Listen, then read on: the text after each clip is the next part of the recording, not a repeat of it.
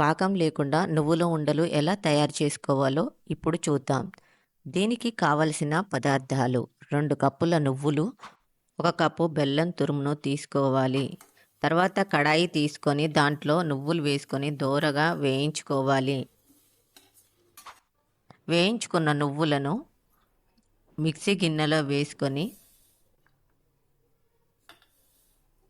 దాంతోపాటు బెల్లం తురుము కూడా వేసుకొని మిక్సీ పట్టుకోవాలి.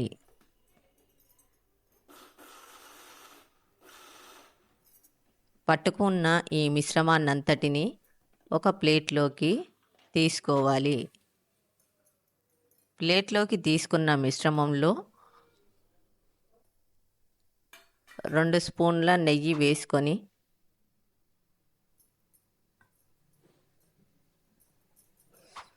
బాగా కలిపి ఉండలుగా చుట్టుకోవాలి.